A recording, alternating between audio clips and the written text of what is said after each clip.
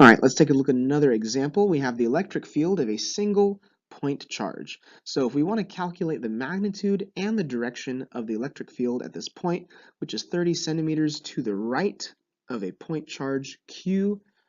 So 30 centimeters, remember it's the same as saying 0.30 meters. We just move the decimal place left 2 times. So we want to use the mathematical definition, the formula that we figured out for our electric field to figure out the magnitude. So that's just kq over r squared. Remember, we took out one of the q's. So if we just plug in all of our stuff, remember Coulomb's constant is 9 times 10 to the 9. Then we have the charge that we were given up here at the top. That's 3 times 10 to the minus 6. Now you'll notice in some of these calculations, like for this one, the minus sign is missing. Now, at the end of the day, it's actually easier to just forget the minus signs and use your intuition to figure out where the force is going to be. Now, if you want to do it purely mathematically, you could use the fact that a minus sign means an attractive force. Attractive. That looked really awful. Let me rewrite that. Attractive. There we go. Attractive. I'll just say attract. And then a positive value is going to be a repelling force. So if the force comes out negative, it means they're attracting. If the force comes out positive, it means they're repelling. And that's really helpful because at this point, left and right don't really mean anything anymore, because depending on which charge you're looking at, left and right could mean attractive, could mean repellent. So it can get confusing dealing with pluses or minuses. So that's why you'll look at these calculations and notice that the plus and minus isn't really there, even though the charge is negative to begin with. They didn't put the negative in the calculation.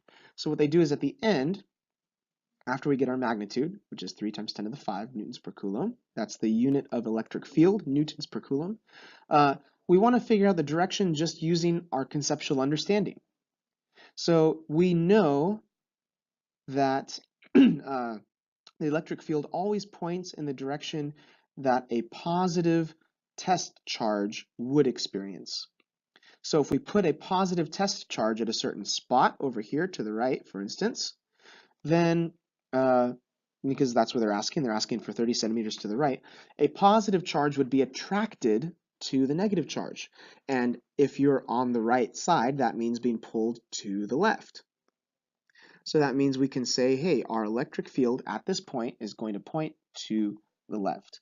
Now, as a general rule, if you have a negative charge, such as, let me get my white ink there.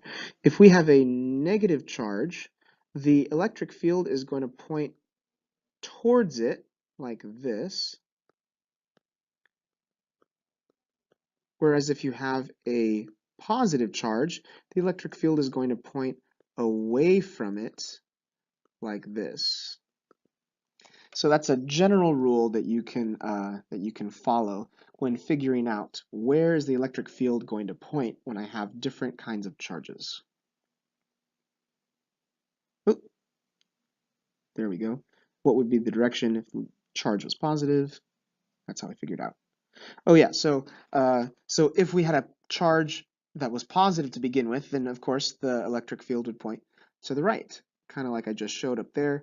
The general rule is points away, the electric field points away from positive charges and towards negative charges. So if we started with a positive charge, then that electric field would point to the right. Okay, so let's take a look at this example. We've got 2 point charges separated by a distance of 10 centimeters. We have one with a charge of minus 25 microcoulombs, the other with plus 50 microcoulombs.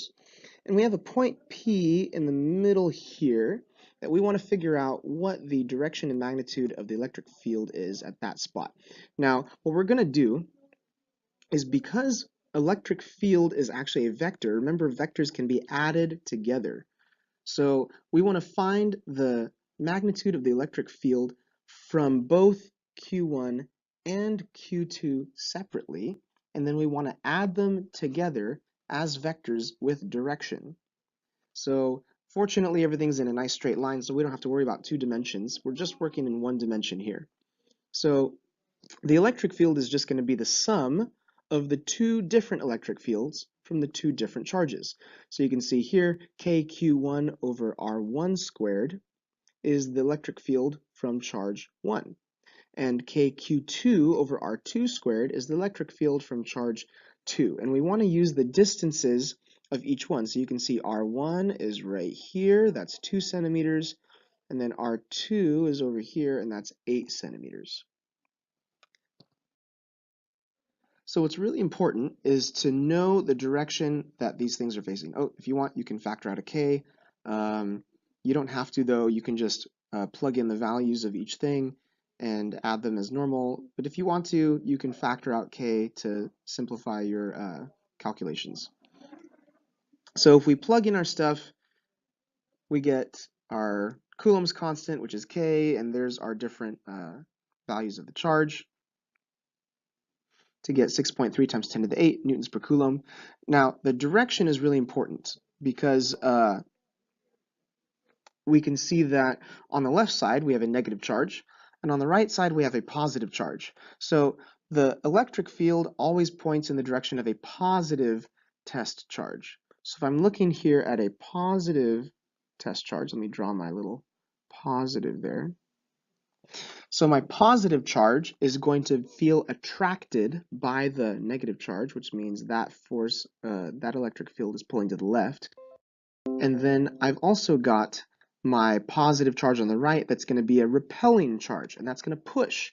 So that means I have two forces that are going to the left. One is a pull from the negative charge, and one is a push from the positive charge, just like we have down there. So that's good because, as you can see, we have correctly added together the magnitudes of these charges. It's really important that we figure out those directions, because say we had, instead of a positive charge on the right, say we had a negative charge. Let me try and get a different color for that. Oops. Suppose we had a negative charge over here on the right instead. If that were a negative charge, then the force from that charge wouldn't actually be to the left. It would be attracting that charge to the right. And we'd have something that looks more like this. And if that were the case, then this equation wouldn't have a plus. It would actually have a minus. And it would actually change the value of our answer. So it's important beforehand to figure out, is my electric field pointing to the left, or is it pointing to the right from each individual charge? And then when you add them together, you're going to get the right answer. So for the original one that we had, the total electric field points to the left, as it should, as we expected.